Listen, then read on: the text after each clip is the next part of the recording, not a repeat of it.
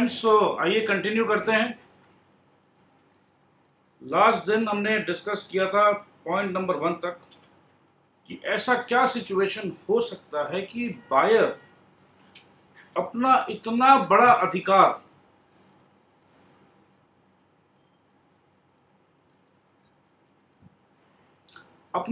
बड़ा अधिकार कि वो कॉन्ट्रैक्ट को कैंसिल कर सकता है, फिर भी वो कैंसिल नहीं कर रहा है। तो स्वाभाविक सी बात है, कहीं ना कहीं उसे अगर फायदा हो रहा है, कैंसिल नहीं करने से ज्यादा फायदा हो रहा है। वो एग्जांपल हमने डिस्कस किया था। आइए इसको पॉइंट नंबर 1 को फिर से पढ़ लेते हैं। कोई भी वजह से where the buyer altogether waives the performance of the condition, a party may for his own benefit waive a stipulation। कुछ बेनिफिट होगा तो ही करेगा वो। दूसरा point, where the buyer elects to treat the breach of conditions as one of warranty। Breach of condition में क्या power मिलता है? कॉन्ट्रैक्ट कैंसिल करने का। वारंटी में क्या पावर मिलता है? डैमेजेस ले लेंगे। कैंसिल नहीं कर रहे हैं कॉन्ट्रैक्ट, बट डैमेज जो नुकसान है वो लेंगे। This is to say he may claim only damages instead of repudiating the contract. ये बात तो एकदम समझ में आ गई है। एग्जाम्पल देख लेते हैं।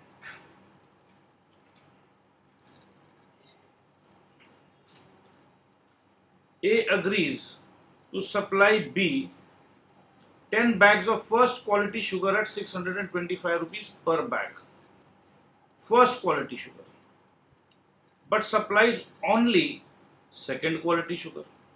बात क्या हुई थी? कंडीशन क्या थी? फर्स्ट क्वालिटी शुगर की। सप्लाई क्या कर रहे हैं? Second quality sugar.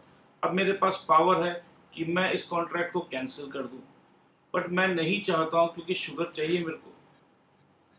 First quality नहीं मिल रहा, कोई बात नहीं, सेकंड क्वालिटी मिल रहा है, काम चलाना पड़ेगा भाई, कैंसिल करने से ज़्यादा तकलीफ है, ठीक है। But supplies only second quality sugar, the price of which is 600 पर बैग।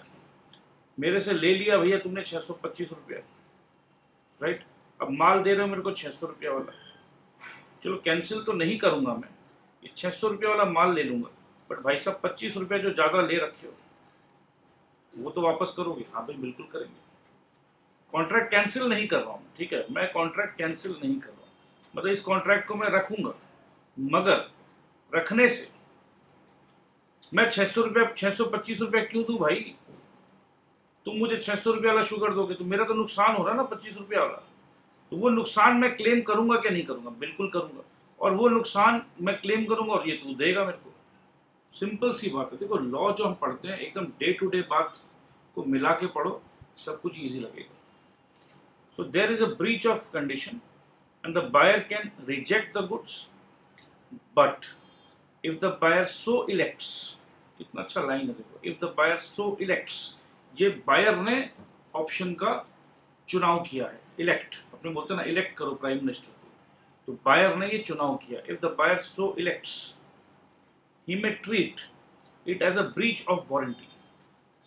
ब्रीच ऑफ वारंटी में क्या होगा? कॉन्ट्रैक्ट कैंसिल नहीं होगा। कॉन्ट्रैक्ट कैंसिल नहीं होगा तो इसका मतलब ये शुगर हम ले लेंगे, बट जो मेरा नुकसान हो रहा है वो तुमसे ले लेंगे। शुगर भी लेंगे, जो नुकसान हो रहा है वो भी लेंगे। तो it means he may treat it as breach of warranty accept the second quality, मतलब कॉन्ट्रैक्ट कैंसिल नहीं करेंगे, एक्सेप्ट कर लिया जी हमने सेकेंड क्वालिटी को, और claim damages at 25 rupees per bag. तो एकदम सिंपल सी बात थी भाई। ये बहुत ज़्यादा इजी चैप्टर है, बहुत ज़्यादा ही इजी है यार, राइट। तो एकदम फॉलो करिए, अच्छा नंबर उठा सकते हो आप इसमें। बहुत सारे बच्चों को छोटी छोटी अननेसेसरली कन्फ्यूजन रहती है, विश्वास करो सारा कन्फ्यूजन दूर हो जाएगा। बहुत इजी है, कंडीशंस को समझना है, वारंटी को समझना है। कंडीशन को समझने के लिए एक ही बात को समझो, कंडीशन वो पावर है जिससे मैं सामने वाले की गर्दन उड़ा सकता हूँ। बोलने का बात यह है कि जिससे मैं कॉन्ट्रैक्ट को कैंसिल कर सकता हूँ। वारंटी ये है कि जहां मैं डैमेजेस, नुकसान ले सकता हूँ, क्लेम कर सकता हूँ, कॉन्ट्रैक्ट कैंसिल नहीं कर सकता हूँ। ये बात को अगर आप समझ जाओगे तो देखो आगे बहुत इजी हो जाएगा। चलिए where the contract is non सेवरेबल।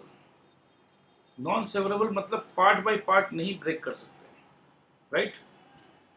And the buyer has accepted either the whole goods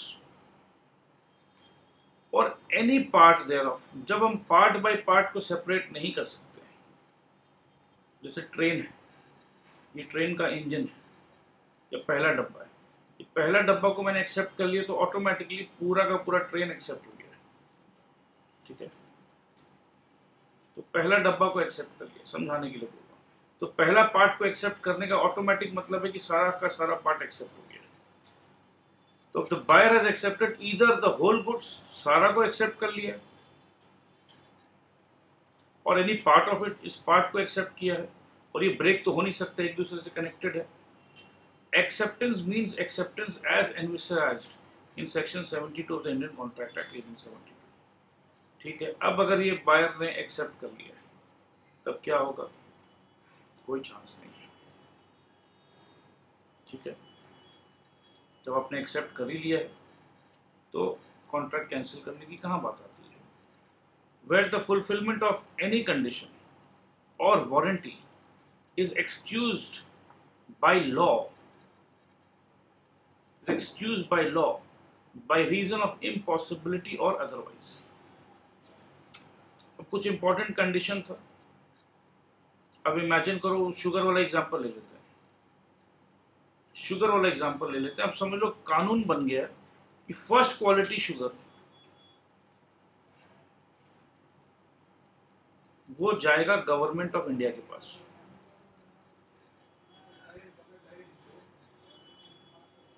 वो 625 रुपये वाला जो क्वालिटी था, गवर्नमेंट ऑफ इंडिया ने कहा अभी वॉर है, मैं चाहता हूं हमारे सोल्जर्स को बेस्ट क्वालिटी शुगर मिले या बेस्ट क्वालिटी वीट मिले, कुछ भी समझ लो इसे, राइट।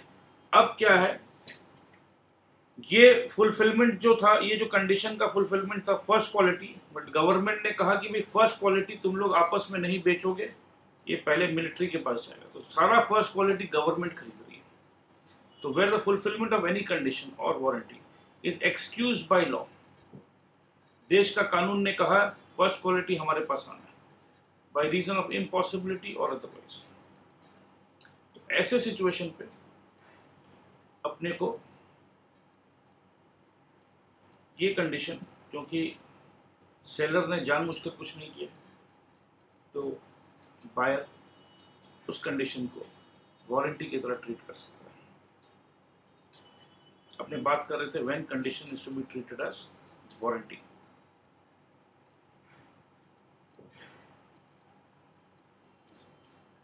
अब इसमें देखो वेवर ऑफ कंडीशंस जो हो रहा है, कंडीशन का मतलब क्या है, वो सिचुएशन जब मैं कॉन्ट्रैक्ट कैंसिल करने का पावर रखता हूँ। अब वॉलंटरी वेवर में क्या हुआ, waives performance of contract, voluntary अपने इच्छा से, या मैं अपने इच्छा से I am trying to elect to treat the condition as warranty, मेरी इच्छा से। और कंपल्सरी वेवर कहाँ हो जाता है, non severability of the contract. जब ये पार्ट एक्सेप्ट कर लिया है आपने, तो वापस जब इस पार्ट में आपको कोई प्रॉब्लम नहीं था दोस्त, अब बाकी इस पार्ट में प्रॉब्लम क्यों दिखा रहे हो आप। अगर आपको प्रॉब्लम था ही तो यहीं पर बोलते, जब आपने यहाँ एक्सेप्ट कर लिया तो अब इसको रिजेक्ट नहीं कर सकते, ठीक है जी। और fulfilment of conditions excuse by law, अगर देश का कानून के कारण कुछ ऐसा सिचुएशन आया या इम्पॉसिबल बन गया बाद में, तब तो ठीक है भाई, वो तो कंपल्सरी वेवर हो गया, आपको कंडीशन वेव करना ही पड़ेगा, ठीक है जी।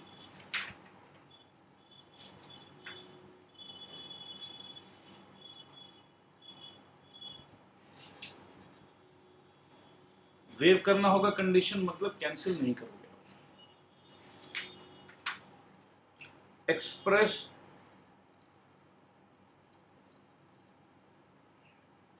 Express and implied conditions and warranties, section 14 to section 17, condition and warranty, ये क्या हो सकता है, या तो एक्सप्रेस या इम्प्लाइड, ठीक है, समझते हैं। conditions and warranties may be either express or implied. They are express. अभी express कब होते हैं? Conditions एकदम express कब होते हैं? जब हमने एकदम चीख पुकार कर एकदम अच्छे से समझा दिया, लिखवा दिया. They are express when the terms of the contract expressly state them. एकदम टर्म्स जो कॉन्ट्रैक्ट पेपर बना उसमें टर्म नंबर या क्लॉज नंबर 14 पूरा एकदम अच्छे से इसमें बताया जा रहा है. Expressly state them. They are implied when not being expressly provided for. Contract में एक्सप्रेसली प्रोवाइडेड फॉर नहीं, कॉन्ट्रैक्ट में एकदम अलग से पॉइंट बोलकर नहीं लिखा हुआ है. ठीक है. एक्सप्रेस कंडीशन को फिर से देखते हैं. Are those which are agreed upon between the parties at the time of contract and are expressly provided in the contract. देखो बिना अग्रीमेंट के तो वैसे भी कॉन्ट्रैक्ट होता ही नहीं. आपस में अग्री किया और उसको कॉन्ट्रैक्ट ऑफ सेल में मेंशन भी कर दिया. Express conditions. अब इम्प्लाइड कंडीशन बड़ा ही इंटरेस्टिंग होता है. The implied condition on the other hand are those which are presumed by law. ये बहुत important line. Which are presumed by law. मतलब कानून पहले से ही ये मान के चलता है कि ये तो होना ही है. अब एक बात बताओ, सिंपल सी बात बताओ. आप किसी से कुछ खरीद रहे हो तो ये तो अंडरस्टूड सी बात है कि जो इंसान बेच रहा है वो चोरी का माल नहीं है. मतलब उस गुड्स का रियल ओनर वो खुद है. ये तो अंडरस्टूड सी बात है. मैंने कुछ डिस्क्रिप्शन दिया कि भाई मुझे सनफ्लावर ऑयल खरीदना है और वो मुझे कुछ और ऑयल बेच रहा है. तो ये तो प्रिज्यूम्ड बाय लॉ है कि जो मैं मांग रहा हूं, भाई मैं मांग रहा हूं तुमसे पीस और तुम्हारे पास पीस नहीं है तो तुम मुझे बीन्स बेचना चाहते हो. मैं मांग रहा हूं तुमसे आलू और क्योंकि तुम्हारे पास आलू नहीं है तो तुम मुझे प्याज बेचना चाह रहे हो. जो मैं मांग रहा हूं भाई तुम वही तो बेचोगे. इसमें क्या अलग से एक्सप्रेस कॉन्ट्रैक्ट बना के लिखवाना पड़ेगा दोस्तों? मैं मांग क्या रहा हूं? आलू मांग रहा हूं तो प्याज बेच दोगे, टमाटर बेच दोगे, ऐसा थोड़ी ना होता. तो these things are presumed by law. अच्छा अब एक बात बताओ, आपने एक सैंपल दिया, सेलर ने एक सैंपल दिया, सैंपल दिखाया कि देखिए साहब ये जूता देखिए क्या जबरदस्त जूता है, क्या फिनिश है, क्या मेक है, इंपोर्टेड लेदर, इंपोर्टेड सोल, पूरा एकदम बाकायदा. देखिए लेदर का क्वालिटी देखिए, लेदर का सोल देखिए. सैंपल तो भैया बहुत जबरदस्त लगा. और पता है जनाब आली, ये जूता इंपोर्टेड 5,000 के नीचे तो मैं बेचूं नहीं, बट आपके लिए, क्योंकि आपके दादाजी और मेरे दादाजी अच्छे मित्र थे, आपके लिए मैं ये जूता सेम टू सेम बना के आपके फिटिंग का 2,500 रुपया में. अब दोस्त एक बात बताओ, जब सामने वाले ने मुझे सैंपल दिखाया, मैं तो सैंपल का क्वालिटी देखकर हाँ किया मैंने, राइट. अब सैंपल दिखाया कुछ और फिनिश प्रोडक्ट चिपकाया कुछ और. तो ये चीज क्या सही है? तो ये तो प्रिज्यूम्ड कंडीशन है कि इसके लिए अलग से एक्सप्रेस, इसके लिए अलग से लिखने का दरकार नहीं है. अगर हम अलग से लिखवाएंगे ना तो सामने वाला भड़क जाएगा, मुझे चोर समझते हो क्या. अगर मैं बोलूंगा देखिए भैया जो सैंपल दिखाया था ना वही माल आपको देना है, चलिए कॉन्ट्रैक्ट में लिखिए. तो अरे भाई साहब आप कहना क्या चाहते हो? मैं चोर हूं क्या? आपने तो मेरे ऊपर चोर का इल्जाम लगा दिया भाई, कि इसका मतलब यह है कि मैं दिखाऊंगा कुछ और बेचूंगा कुछ, राइट. तो जब हम ऐसी बातें नहीं कर सकते तो ये अंडरस्टूड सी बात है कि भाई आप चोर थोड़ी ना हो कि आप दिखाओगे कुछ बेचोगे कुछ. भाई आप भी साहूकार हो. आप ही ने तो कहा कि ये 5,000 का जूता 2,500 में मैं बेचने के लिए रेडी. मैं तो नहीं गया था आपके पास. आपने कहा कि 5 का चीज 2.5 में बेचूंगा और ये क्वालिटी दूंगा.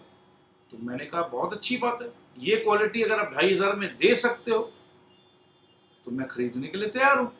अब बाद में जब आपकी चोरी पकड़ी गई, उसके अंदर जब सोल को हमने देखा, वो सोल में कोई लेदर वेदर नहीं था, कागज का गत्ता होता टाइप का डाल के उसके ऊपर से पेस्टिंग वेस्टिंग करके बाहर से एकदम एक जैसा लग रहा है।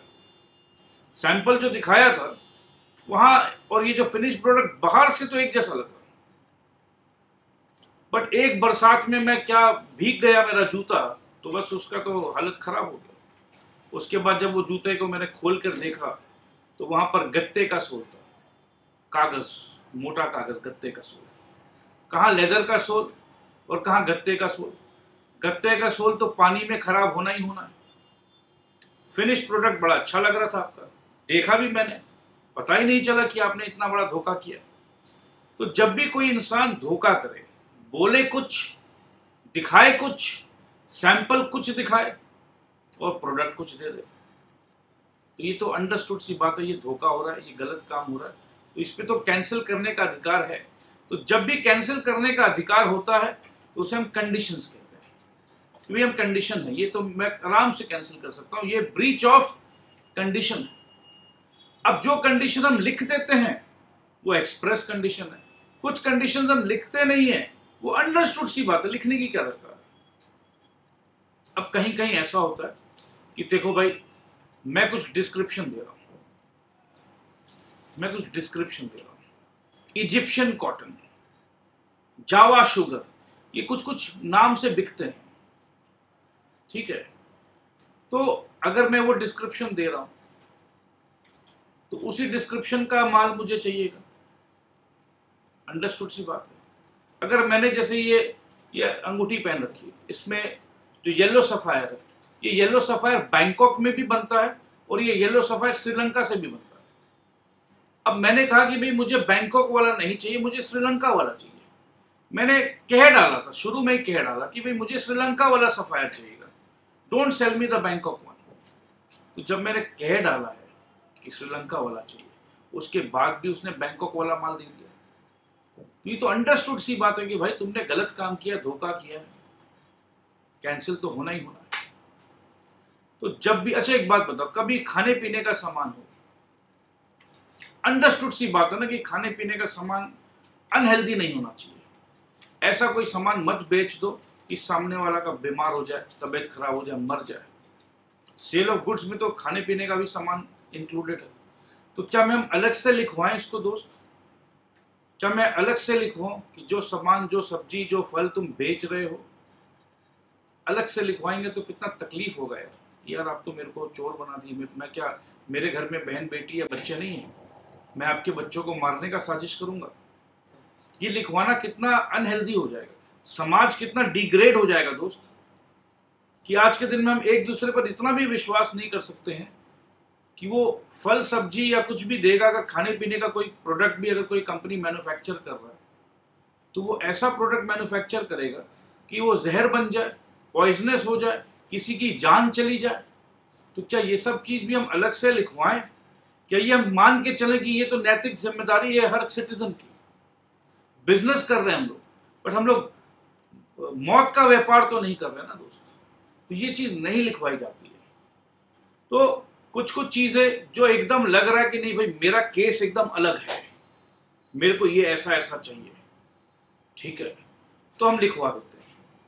और कुछ कुछ चीजें तो इम्प्लाइड होती है कि अगर मैंने सैंपल दिया है तुम्हें, या मैंने सैंपल दिया है तुम्हें, या डिस्क्रिप्शन दिया है, या तुमने सैंपल दिया और मैंने डिस्क्रिप्शन दिया है, तो सब कुछ मैच होना चाहिए भाई। कभी कभी ऐसा होता है ना, सैंपल देखने से, जैसे अगर ऑयल का सैंपल दिया है, ठीक है, चलो आपने सैंपल दे दिया, मैंने डिस्क्रिप्शन दे दिया, सनफ्लावर ऑयल ही होना चाहिए, पर सनफ्लावर ऑयल में कुछ ऐसा मिला दो जिससे सैंपल तो देखने में एकदम हूबहू लगे, साफ एकदम same to same, but description क्या था? डिस्क्रिप्शन था कि I want to buy sunflower oil.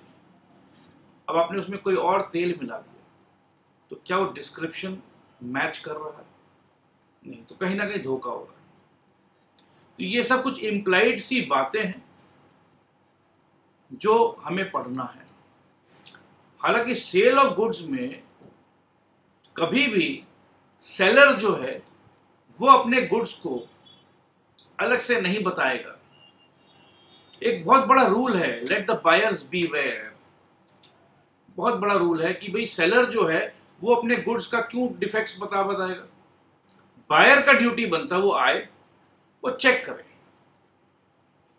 Buyer अपना चेक करे कि चलो ये, अब जैसे मुझे अगर कोई कोट खरीदना है, मैं जाऊं, मैं चेक करूं मेरे को क्या चाहिए, शादी के लिए चाहिए, नॉर्मल चाहिए, कैजुअल चाहिए, वो तो मुझे पता है, सेलर थोड़ी ना कुछ बताएगा। मगर अगर मैंने कहा है सेलर को कि मुझे एक कोट ऐसा बना के दे, भाई मेरा पेट बहुत ज़्यादा निकला हुआ है, ठीक है, तो मेरा वो पेट कवर हो जाए, तो अपने टेलर से मेजर कर ले। तो जब मैंने कुछ पूरा डिस्क्रिप्शन दे दिया है, मैंने अपना रिक्वायरमेंट बता दिया है, भाई मेरे को ब्लू कलर ही चाहिए क्योंकि मुझे ऑफिस में ब्लू कलर छोड़ के मैं पहनना नहीं है, मैंने सब कुछ बता दिया। उसके बाद ब्लू के जगह उसने ग्रीन दे दिया, वो कलर ब्लाइंड था, उसको लगा कि वो ग्रीन एंड ब्लू एक जैसा है, या वो लिखा नहीं। जब मैंने डिस्क्रिप्शन दे दिया, सेलर को बता दिया कि मेरे रिक्वायरमेंट ये है, तब तो भाई उसको जो मैं मांग रहा हूं, वही सिंपल सी बात, आलू मांग रहा है तो प्याज कैसे दे सकता है भाई। तो आइए समझते हैं, बहुत इजी सा बात है, देखते हैं। आइए, इस पूरे चैप्टर में कंडीशंस एंड वारंटी की बात हो रही है, ठीक है, एक्सप्रेस कंडीशन समझा दिया है, इम्प्लाइड कंडीशन ये जो है देख लेते हैं अपने, ठीक है। तो इम्प्लाइड कंडीशन क्या होती है? वो condition which is presumed by law to be present in the contract. It should be noted that an implied condition may be negated or waived by an express agreement. अगर कुछ implied condition है जो understood सी बात है, उसको भी अगर मुझे वेव करना है तो मैंने अलग से एक्सप्रेसली लिख दिया कि चलो भैया मैं वेव करता हूं। तो आइए देखते हैं implied conditions क्या है। Following conditions are implied in a contract of sale of goods unless the circumstances of the contract show a different intention. भाई different intention मैं क्यों दिखाना चाहूँगा? आज सबसे पहला कंडीशन है condition as to title. Condition as to title का मतलब ये है कि जो मुझे बेच रहा है, जो व्यक्ति मुझे सामान बेच रहा है, गुड्स बेच रहा है, वो बोनाफाइड ओनर होना चाहिए। ये तो मैं अंडरस्टूड। मैं एक बार बताओ, कोई मुझे सामान बेच रहा है, मैं बोलूंगा भाई साहब पक्का है ना कि आप इसके ओनर हो? भाई साहब पक्का है ना कि आप ही ओनर हो? यार ऐसे बोलूंगा तो सामने वाला चिढ़ जाएगा, अरे आप कहना क्या चाहते हो, मैं चोर हूं, किसी और का माल बेच रहा हूं। इसीलिए कहते हैं इम्प्लाइड कंडीशन। बट कभी कभी ऐसा हो जाता है, धोखा खा जाते हैं हम लोग। अब धोखा हो जाए तो क्या होगा ये पढ़ेंगे हम लोग। बट 1 करोड़ डीलिंग में अगर 1% लोग धोखा दे रहे हैं तो उस 1% लोगों के लिए हम पूरे के पूरे समुदाय को, पूरे के पूरे लोग को, पूरे के पूरे बिजनेसमैन को चोर बना दें क्या हम लोग? इसीलिए इसे इम्प्लाइड कंडीशन बोल रहे हैं दोस्त। Condition as to title, condition as to description. जो डिस्क्रिप्शन मैंने दिया है, भाई मुझे चाहिए आलू, आप बेच रहे हो प्याज, तो क्या लिखवाने का दरकार है इसको? जब भी एक बायर सेलर को डिस्क्राइब कर देता है कि भाई मेरे को ये चाहिए, डिस्क्राइब कर दिया जी मैंने, तो तब सेलर का जिम्मेदारी बढ़ जाता है। एक जनरल रूल को पहले समझिए। जनरल रूल है कैविएट एम्प्टर। एक जनरल रूल है कैविएट एम्प्टर। जनरल रूल कहता है कि सेलर अपना गुड्स जब बेचता है, सेलर का कोई जिम्मेदारी नहीं है, बायर का जिम्मेदारी है। बायर आएगा, बायर देखेगा, बायर समझेगा, बायर अपने लिए ले जाएगा। बाद में बायर आके नहीं बोल सकता कि भाई मैंने तो ये सोच कर लिया था, मेरे तो काम में नहीं आया। अगर ऐसे बायर हमेशा बोलना शुरू कर दे तो बिजनेस तो होगा नहीं, राइट?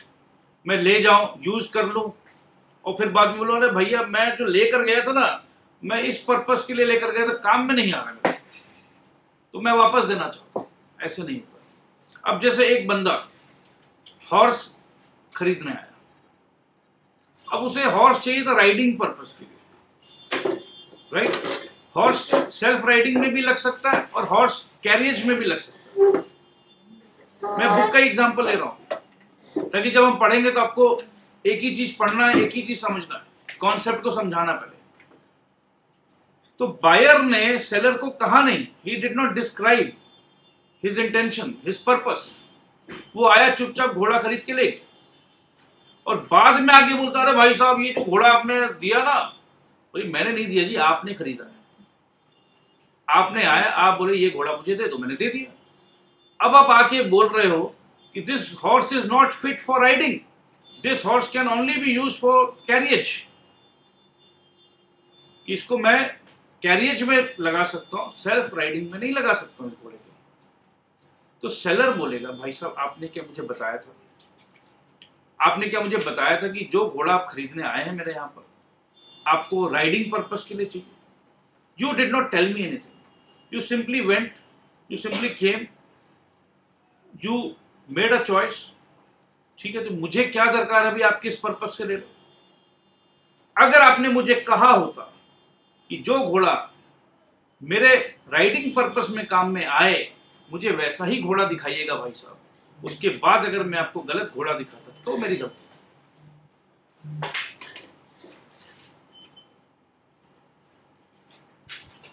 तो बात तो एकदम सिंपल सी है। तो कैवियर टेम्पटर कहता है let the buyer beware, seller का कोई जिम्मेदारी नहीं बनता है।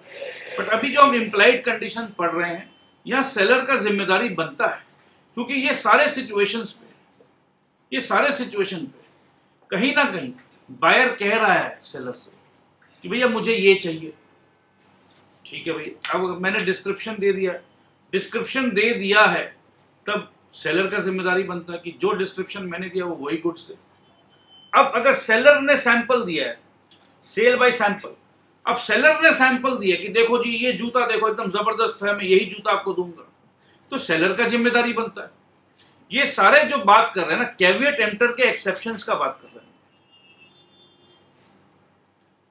इंप्लाइड कंडीशंस तो है ही, और कैवियर टेम्पटर के एक्सेप्शंस भी हो गए, क्योंकि कैवियर टेम्पटर कहता है let the buyer beware, seller की कोई जिम्मेदारी नहीं।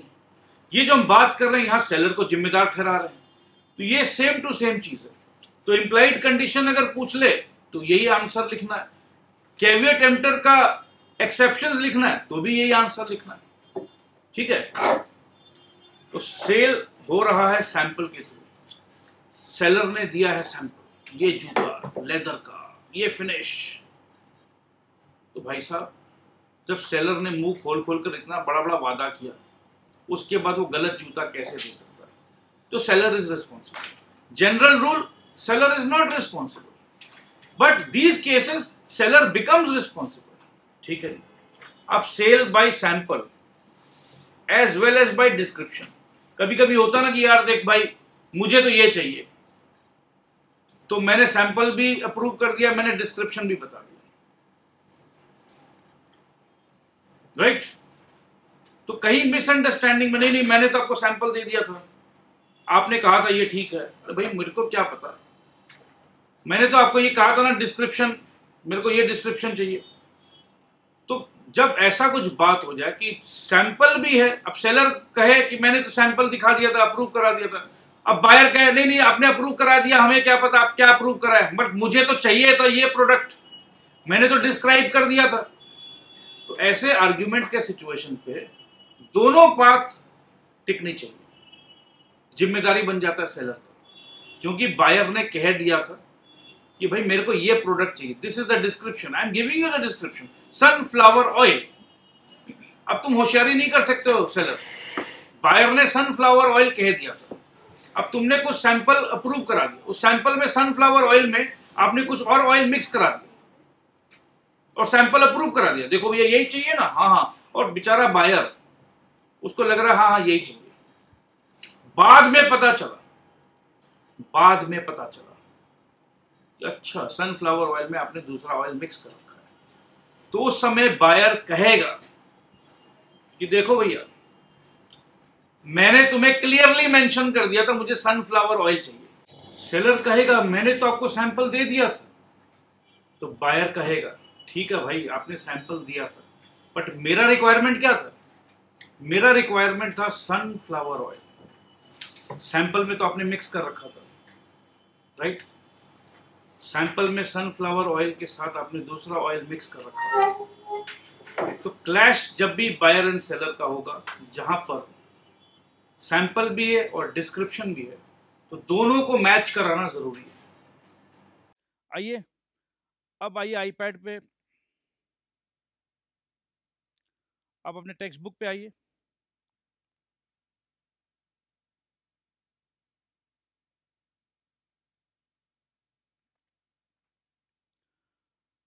कितना इम्प्लाइड कंडीशन है बताइए।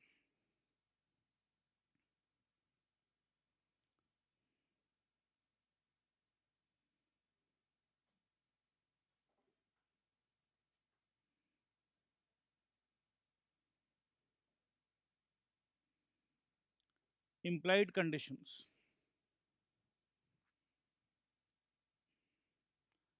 condition as to title, condition as to description, बात हो चुकी है। sale by sample, sale by sample as well as description, condition as to quality and fitness। ये जो condition as to quality and fitness जो है दोस्त, ये जितना बात हम कर रहे थे ना कैविएट एम्प्टर,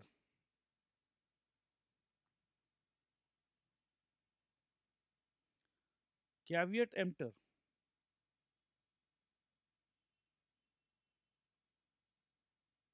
कैविएट एम्प्टर का रूल कहता है कि भाई सेलर का जिम्मेदारी नहीं है about the quality and fitness, buyer का जिम्मेदारी है भाई वो चेक करके लेकर जाए कि भाई ये प्रोडक्ट उसके लिए है या नहीं है।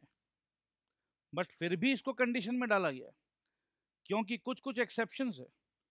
अगर बायर सेलर को बताता है कि भाई मुझे इस पर्पस के लिए चाहिए, बता रहा है, बायर अपने मुंह खोल के बता रहा है कि मेरा ये पर्पस है, जैसे डेंटिस्ट के पास गया, वो अपना दांत का कुछ सेट ले रहा है डेंटिस्ट से, तो यार ये तो अंडरस्टूड सी बात है कि वो जो दांत का सेट डेंटिस्ट बना रहा है उस पर्टिकुलर क्लाइंट के लिए बना रहा है, पर्टिकुलर पेशेंट के लिए बना रहा है।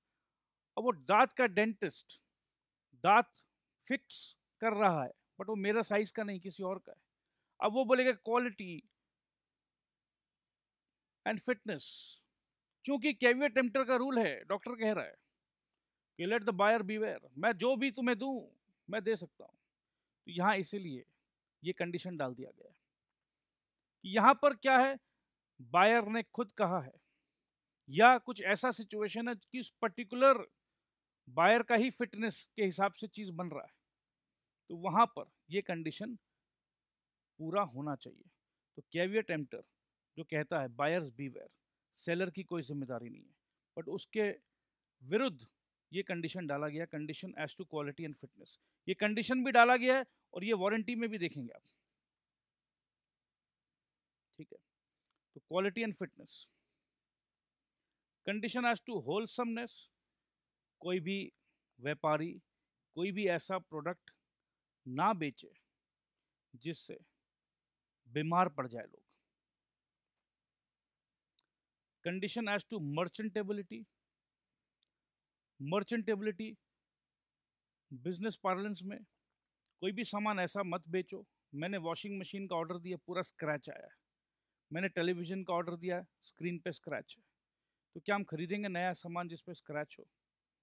तो कोई भी स्क्रैच प्रोडक्ट हम नहीं खरीदना चाहते हैं। पैकेजिंग डैमेज है, डिफॉर्म्ड प्रोडक्ट नहीं खरीदना चाहते हैं। तो कुछ भी ऐसा सिचुएशन नहीं होना चाहिए। अंडरस्टूड सी बात है कि मर्चेंटेबिलिटी कंडीशंस अपने आप पूरा होगा। These are all implied conditions. कोई भी कंडीशन अगर फेल होता है, कॉन्ट्रैक्ट कैंसिल करने का अधिकार बायर के पास आ जाता है। तो आइए एक एक करके पढ़ते हैं दोस्त, बहुत ज़्यादा इजी है, simple. Condition as to title, section 14A, ये इम्प्लाइड कंडीशन है। इम्प्लाइड कंडीशन मतलब क्या, हमने अलग से एक्सप्रेस नहीं लिखवाते, बात को प्लीज समझिएगा, ठीक है। In every contract of sale unless there is an agreement to the contrary, the first implied condition on the part of the seller is, in case of sale, he has the right to sell the goods. ये implied condition है, बोलते नहीं, पूछते नहीं, नहीं तो seller को लगेगा कि यार मेरे को चोर समझते हो क्या यार, किसी और का सामान बेचूंगा क्या यार, पूछ रहे हो यार अलग से, अजीब टाइप का आदमी हो यार, खरीदना नहीं है तो मत खरीद यार, एक तो दर मुलाई कर रहे हो, अब भैया बायर को तो अधिकार होता है बार्गेन करना, और उसके बाद ये पूछ रहे हो कि ये मेरा है क्या किसी और का है, व्हाट नॉनसेंस, गेट आउट। तो ऐसा हो सकता है, बट ये इम्प्लाइड कंडीशन है, अंडरस्टूड सी बातें हैं कि चलो सेलर भाई साहब जो प्रोडक्ट बेच रहे हो, in case of sale he has the right to sell the goods. ये right to sell the goods कब मिलता है, जब वो खुद उसका बोनाफाइड ओनर होगा। किसी और की गाड़ी, पड़ोसी की गाड़ी मैं बेच रहा हूँ, 25 लाख की मर्सिडीज, अरे भैया जिसको लेना है ले लो, आज मेरा मूड बहुत अच्छा है, 7 लाख रुपया में ले लो, 7 lakhs only, brand new Mercedes, 7 lakhs only.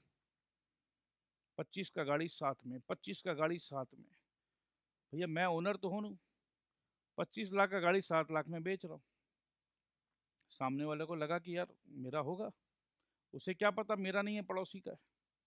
तो ये अंडरस्टूड सी बात है। अब अगर उस सिचुएशन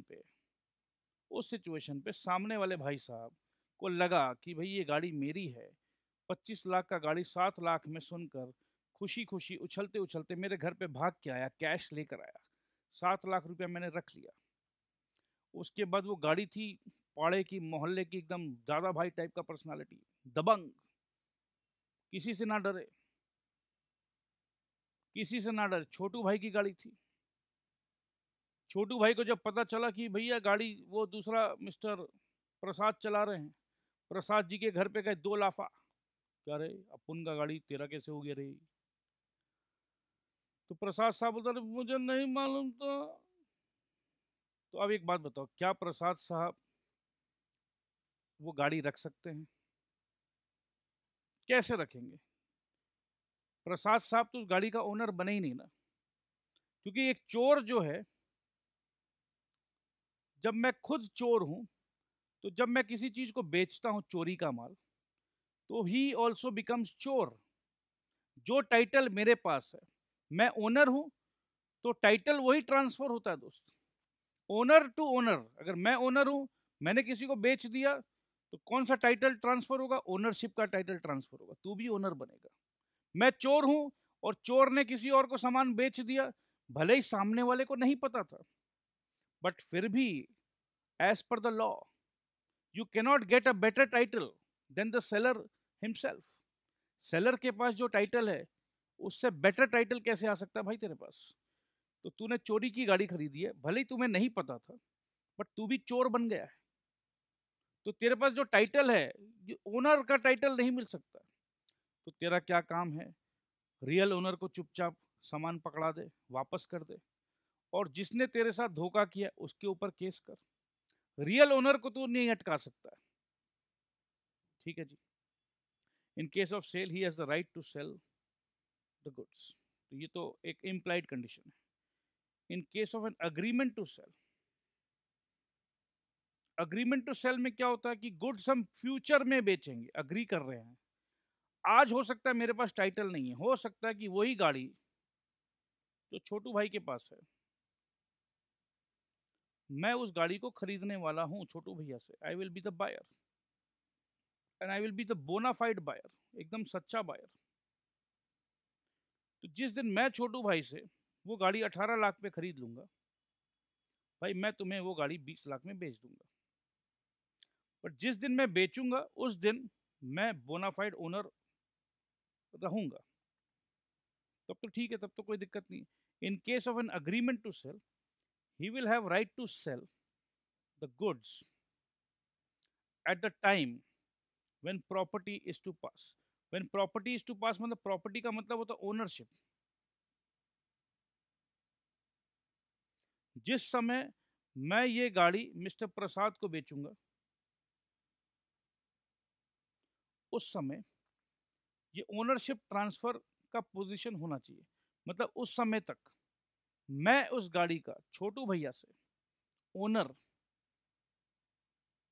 बन चुका हूं, मैंने पैसे दे दिए, ओनरशिप ट्रांसफर हो गया मेरे नाम पे।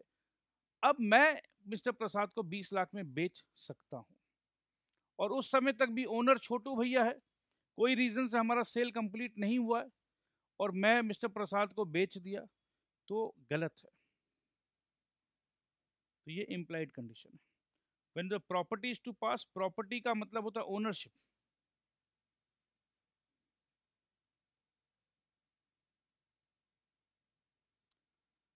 In simple words, the condition implied is that seller has the right to sell the goods at the time when the property is to pass. जब ओनरशिप पास होने का टाइम आया, तभी सेलर के पास राइट है। If seller title turns out to be defective, seller का title defective आ गया क्योंकि सेलर खुद ओनर नहीं है, the buyer must return the goods to the true owner and recover the price from the seller. तो यही बात मैंने कहा, यही बात लिखा हुआ है, इजी है। इसी का एक एग्जाम्पल है दोस्त, ये आप आराम से घर पे पढ़ सकते हो। तो चलो मैं ही पढ़ देता हूँ हमेशा की तरह, मेरा मन मानता नहीं है, मुझे लगता है आप लोग पढ़ोगे नहीं पढ़ोगे। A purchase a tractor from B who had no title to it.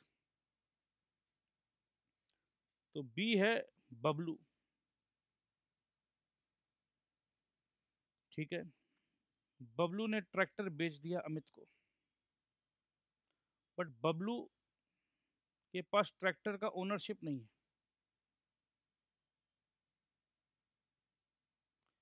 A purchased, Amit purchased a tractor from Bablu who had no title to it. After 2 months, the true owner spotted the tractor and demanded it from A. Amit को बोला, अरे अमित भाई, ये tractor तो मेरी है यार, कहाँ से मिली भाई, थैंक यू। कहाँ से मिली मतलब? ओ भाई साहब, बबलू को पैसे दिए मैंने, खरीदा है जी। ओ यार क्या बात कर रहा है, चल बबलू के पास। तो दोनों जन जाते हैं बबलू के पास, तो क्या होगा? Held that Amit was bound to hand over the tractor to its true owner, and that Amit could sue Bablu, the seller, without title for the recovery of the purchase price. तो tractor का owner जो है वो tractor ले गया, अमित के साथ धोखा हो गया, अमित और बबलू लड़ाई कर रहे हैं, ठीक है जी। If A sells to B tins of condensed milk, चलो ये तो ओनर का जब हम बात करते हैं, कभी कभी क्या होता है, जैसे लेट्स से एक कंडेंस मिल्क है, उस कंपनी का नाम है माँ की दूध, मदर्स मिल्क। अब मदर्स मिल्क 100 रुपया का एमआरपी है। अब मैंने मदर्स मिल्क के ऊपर एक अलग सा पैकिंग चिपकाया, मदर्स मिल्क के डब्बा को ढका, ठीक है, और मैंने यहाँ नाम डाल दिया गॉड्स मिल्क, एकदम ये, और इसका दाम रख दिया मैंने 300 रुपया। बेच रहा हूँ एक्चुअल में मदर्स मिल्क, पैकेजिंग चेंज करके रख दिया गॉड्स मिल्क, एमआरपी कर दिया 300 रुपया। तो क्या एक्चुअल ओनर मैं हूँ इस डब्बे का? एक्चुअल ओनर इस प्रोडक्ट का है मदर्स मिल्क, तो मैं एक्चुअल ओनर तो हूँ नहीं, सिर्फ मैंने गॉड्स मिल्क ऊपर से लिख दिया है। तो क्या मेरे पास अधिकार है इस मदर्स मिल्क को ऊपर से गॉड्स मिल्क बना के 100 रुपया का माल को मैं 300 रुपया में बेच रहा हूँ? क्या ये अधिकार है मेरे पास?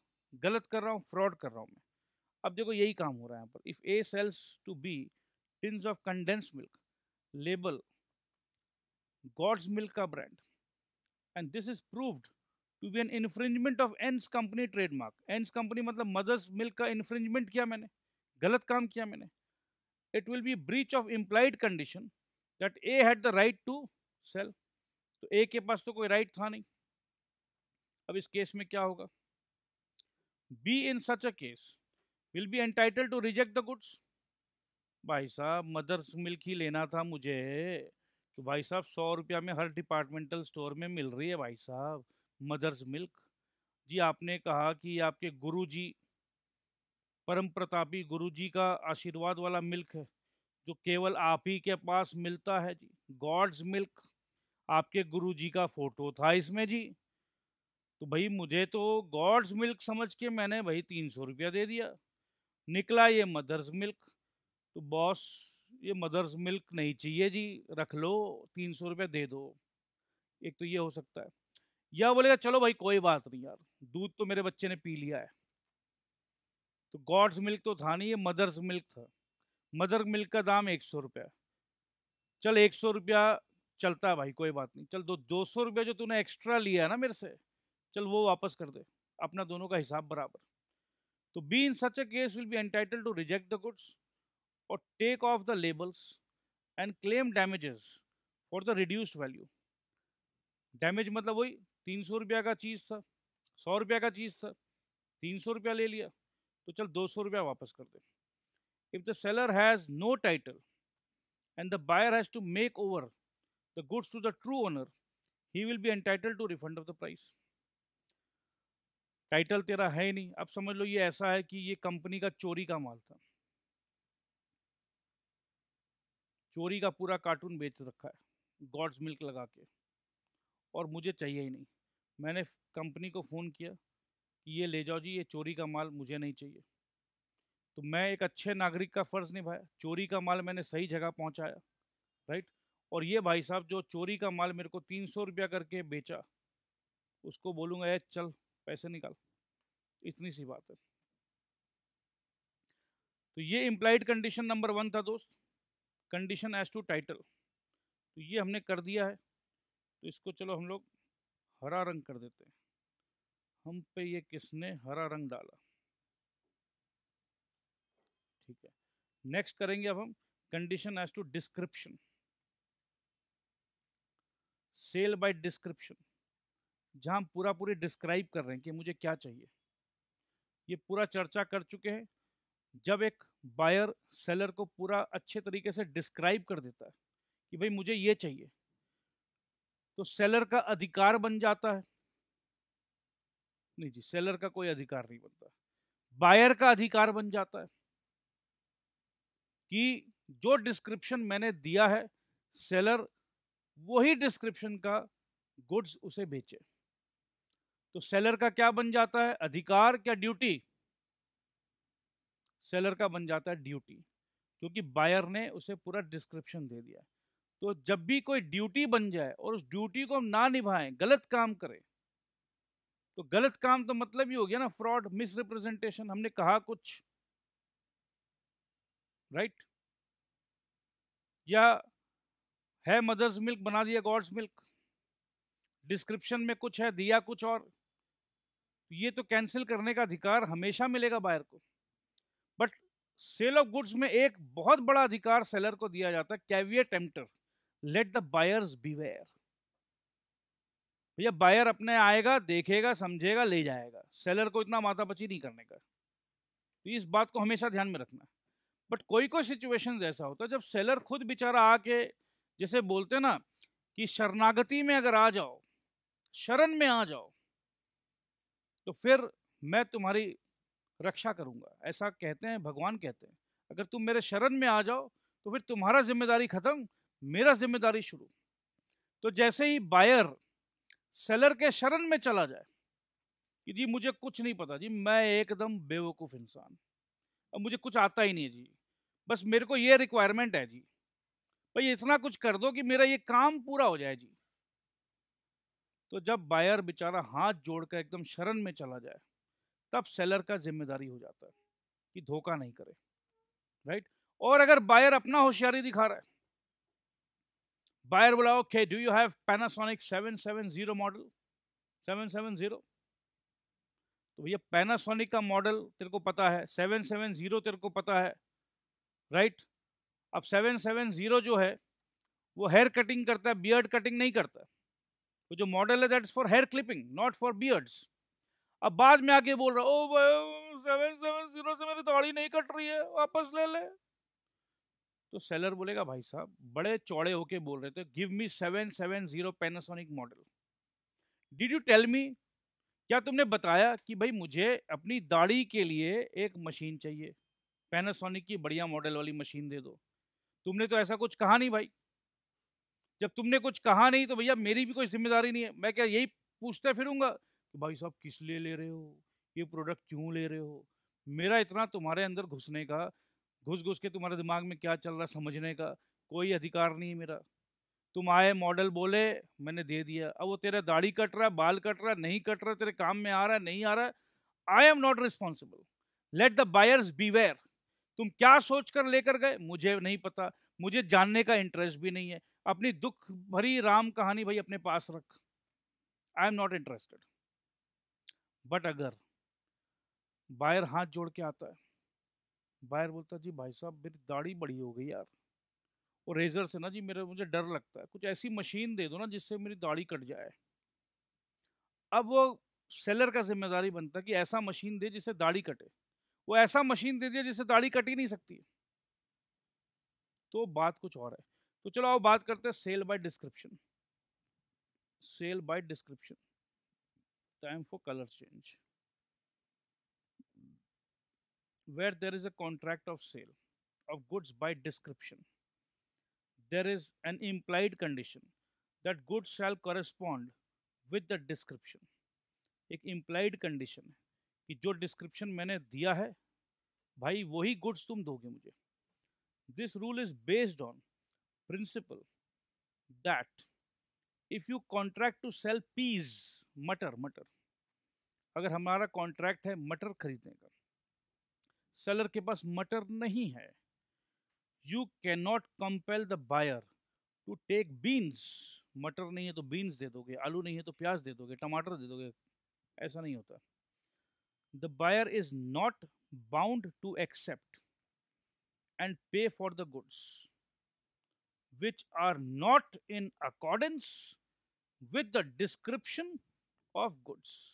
तो एकदम क्लियर सेक्शन 15 एकदम बायर के अधिकार को पूरा पूरी सुरक्षित रखते हुए कह रहा है कि अगर आप सेलर को डिस्क्राइब कर देते हो उसके बाद आपको चिंता नहीं करना, जिम्मेदारी सेलर की है। Thus it has to be determined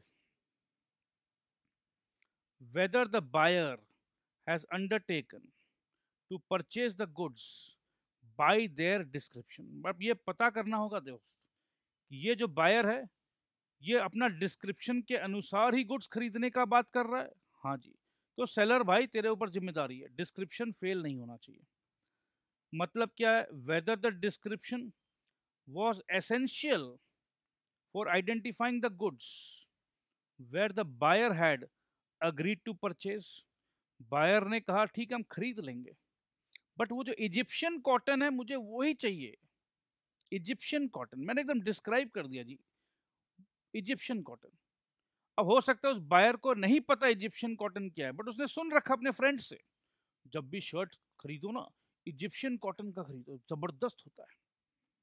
तो बायर भी बोला देखो भैया शर्ट तो खरीदूंगा बट मुझे इजिप्शियन कॉटन चाहिए, इजिप्शियन कॉटन। अब इजिप्शियन कॉटन सेलर को लगा ये बायर को पता तो है नहीं, इसे पता ही नहीं है इजिप्शियन कॉटन होता क्या है, मैं उसे कुछ भी चिपका दूंगा यार, इसे क्या पता चलेगा।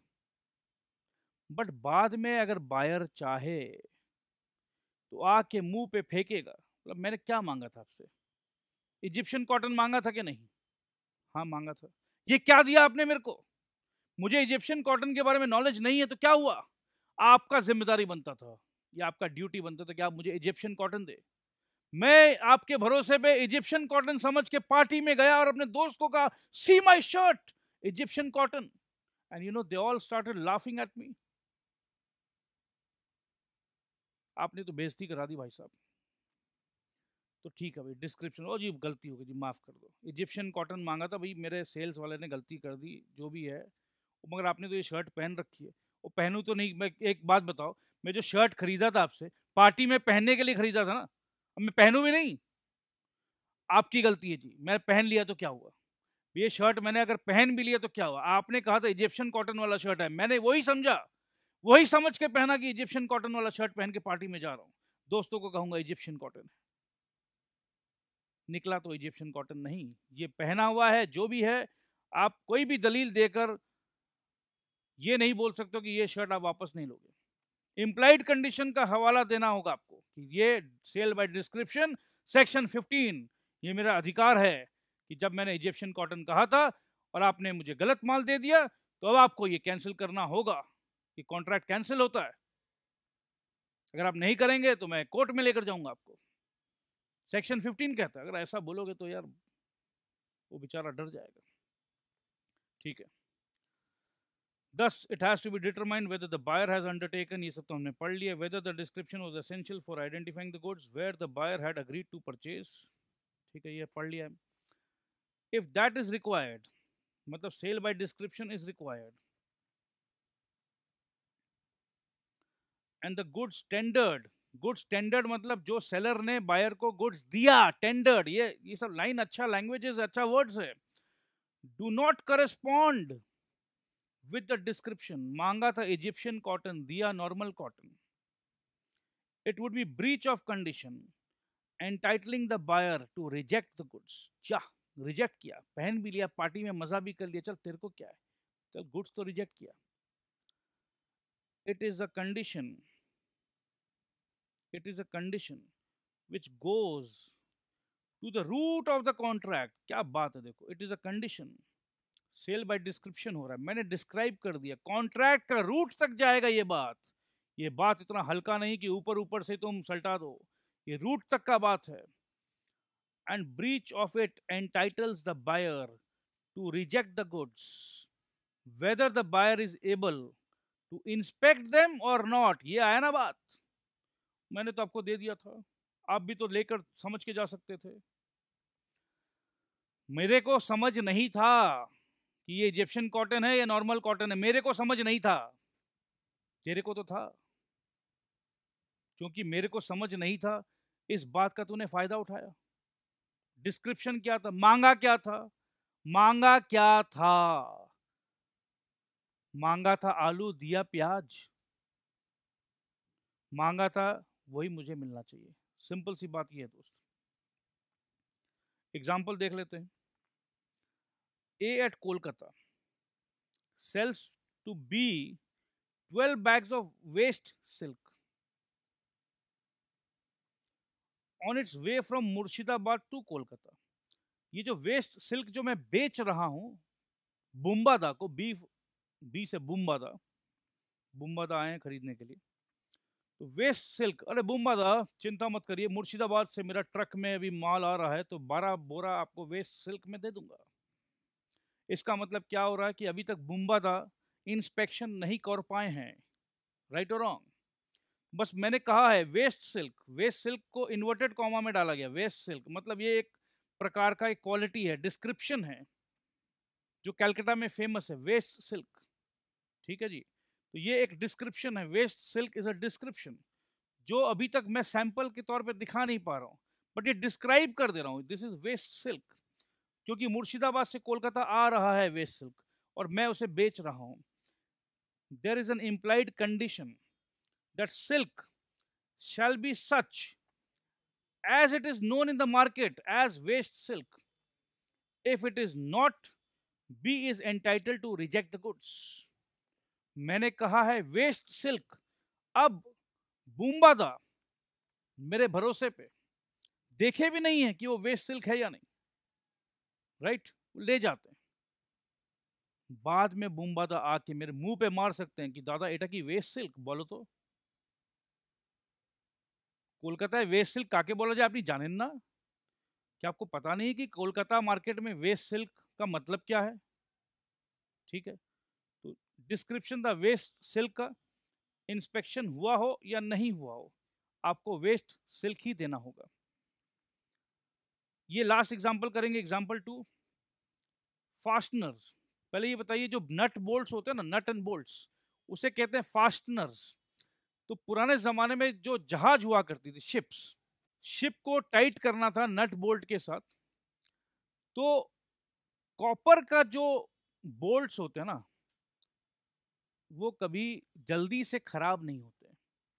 ठीक है, तो यहां देखो क्या हुआ, डिस्क्रिप्शन दिया गया था, a ship was contracted to be sold as copper fastened vessel. Copper fastened vessel मतलब फास्टनर्स मतलब नट एंड बोल्ट्स, कि ये नट एंड बोल्ट्स जो है वो कॉपर का होगा। But actually it was only partly copper fastened. Partly मतलब सिर्फ 20%, 30%, 40%, 60%, पूरा पूरी शिप जो है कॉपर से नट एंड बोल्ट से टाइट नहीं किया गया था। Held that goods did not correspond to description. जो डिस्क्रिप्शन था कि ये कॉपर फास्टेंड वेसल है, मतलब पूरा का पूरा जो शिप है ये कॉपर के नट बोल्ट से टाइट है, बट पूरा का पूरा शिप कॉपर के नट बोल्ट से टाइट नहीं था। डिस्क्रिप्शन फेल हुआ है and hence could be returned, or if the buyer took the goods he could claim damages for the breach। Return मतलब है कंडीशन का ब्रीच है, कंडीशन का ब्रीच है तो कैंसिल कर सकता हूँ, फिर भी मैंने कैंसिल नहीं किया तो जो नुकसान हुआ है वो मुझे दे दो। The act however does not define description। a sale has been deemed to be by the description। Description जो है एक्ट में डिफाइन नहीं है, बट डिस्क्रिप्शन को मतलब हम लोग समझ सकते हैं। where the class or kind to which goods belong has been specified। example Egyptian cotton। Egyptian cotton एक डिस्क्रिप्शन है, जावा का शुगर एक डिस्क्रिप्शन है, Sheffield crockery एक डिस्क्रिप्शन है। where the goods have been described by certain characteristics essential to their identification। characteristics कैसा? example jute bales of specified shipment, steel of specified dimension। तो ये एक डिस्क्रिप्शन हो गया कि ये स्टील का यही डायमेंशन चाहिए। It may be noted that the description in these cases, jute bales of specified shipment मतलब ये जूट कहाँ का आ रहा है, ये बांग्लादेशी जूट है, ठीक है जी, तो पर्टिकुलर शिपमेंट हो गया ना, तो ये बांग्लादेशी जूट होना चाहिए। It may be noted that the description in these cases assume that form of statement और representation as regard the identity of a particular goods by reference to the place of origin। जैसे मैंने कहा थी ये मेरे को let's say अगर ये रिंग में जो स्टोन है सफ़ायर है, येलो सफ़ायर, ये बैंकॉक में भी बनता है और श्रीलंका में भी बनता है, मैंने प्लेस ऑफ ओरिजिन कह दिया कि मुझे श्रीलंकन वाला चाहिए, और mode of packing etcetera. whether or not such a statement or representation is essential to identity of goods is question of fact depending in each case on the construction of the contract। पहले से ही बात हो जाएगा, बात हो गया कि नहीं आपको जो येलो सफ़ायर चाहिए वो एग्जैक्टली श्रीलंका का ही चाहिए या बैंकॉक भी चलेगा। नहीं भाई साहब, ध्यान से सुन लीजिए, मुझे श्रीलंका का ही चाहिए। ये जो जूट जो आप बेच रहे हो ये अगर बांग्लादेश वाला जूट है तो मैं खरीदने के लिए तैयार हूँ। तो एकदम डिस्क्रिप्शन, इजिप्शियन कॉटन डिस्क्रिप्शन, तो जब एकदम पर्टिकुलर डिस्क्रिप्शन का बात हो तो वो डिस्क्रिप्शन को ऑनर करना चाहिए। अगर मैं मांग रहा हूँ कुछ, सेलर के पास नहीं है, तो सेलर को कुछ भी बेवकूफ़ बना के कोई भी प्रोडक्ट चिपका नहीं देना चाहिए। उसे ईमानदारी से कहना चाहिए कि भाई जो तुम चाह रहे हो वो मेरे पास नहीं है। ऐसा नहीं होना चाहिए कि बायर है 5 लाख रुपया पॉकेट में लेकर घूम रहा है, कुछ भी करके इसे एक बार चिपका देते हैं और उसके बाद माफ़ी मांग लेंगे, वो डैमेज वैमेज क्लेम करेगा तो 5 लाख तो आया, 5 लाख में 40-50 हज़ार रुपये हाथ जोड़ के माफ़ी मांग लेंगे, अरे भैया कोई बात नहीं, गलती हो गई, गलती से हो गई, राइट। तो ये काम नहीं होना चाहिए क्योंकि ये रिस्क आप ले रहे हो, सेलर साहब आप ये रिस्क ले रहे हो। अगर बायर चाहे तो पूरा का पूरा कॉन्ट्रैक्ट को कैंसिल भी करेगा और आपसे डैमेजेस भी क्लेम करेगा। तो दोस्त आज के लिए इतना ही काफ़ी है, बाकी हम लोग sale by sample and description, condition as to wholesomeness, about quality and fitness, ये सब को हम नेक्स्ट क्लास में कवर करने का कोशिश करेंगे। तो आज के लिए tata bye bye, I love you all. LMS पे प्लीज़ थोड़ा सा ध्यान दीजिए, take good care of yourself, study well, work hard, आराम से आप लॉ में अच्छा नंबर लेकर आओगे, ये पूरा विश्वास है मेरे को। और लाइंस को जो मैं पढ़ रहा हूँ इंस्टीट्यूट का मटेरियल है, इंस्टीट्यूट के मटेरियल का अच्छे अच्छे वर्ड्स को सीख लो, उसी वर्ड्स को अपने आंसर्स पे लिख कर आओगे, बहुत अच्छा नंबर मिलेगा। दोस्त थैंक यू, बाय बाय।